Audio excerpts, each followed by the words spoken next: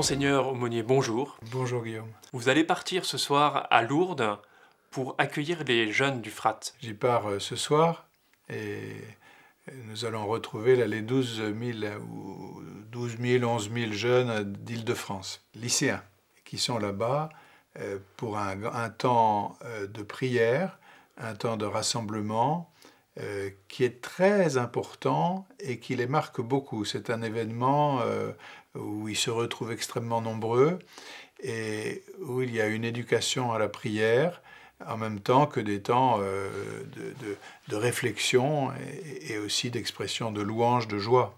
Monseigneur, vous avez participé à de nombreux frats dans votre vie d'évêque et peut-être avant aussi. Oui.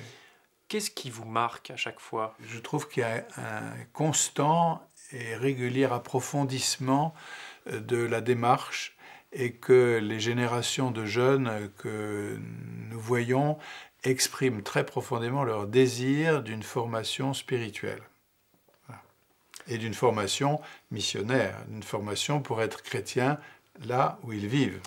Vous voyez que ces jeunes sont transformés, repartent avec quelque chose en plus? Ou bien c'est simplement une manière de passer des vacances? Je vois cela à partir des lettres de jeunes qui demandent la confirmation. Et je vois bien qu'à chaque fois ils citent le Frat, ils disent pourquoi, et ils disent ce qu'ils y ont découvert. Donc ce n'est pas du tout quelque chose de fugace, un grand moment qu'ils passent ensemble. Au même moment aura lieu le pèlerinage diocésain à Lourdes. Oui. Avez-vous, Monseigneur, une parole pour ce pèlerinage? C'est dans le pèlerinage diocésain où c'est en réalité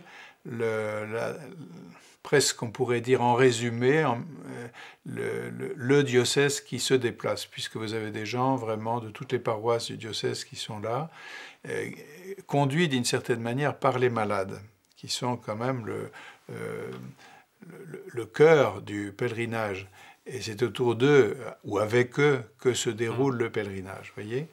Donc c'est cela, ce beau moment que nous allons vivre ensemble, comme chaque année. Et ce que je voudrais, c'est inviter les uns les autres qui ont participé aussi financièrement à ces deux opérations, aussi bien le Frat que le pèlerinage diocésain, et qui aident des frères et sœurs qui, sans cela, sans leur aide, n'auraient pas pu s'y rendre. Je vous invite tous à prier avec nous, en communion avec nous, et pour devenir de plus en plus les uns les autres miséricordieux comme le Père.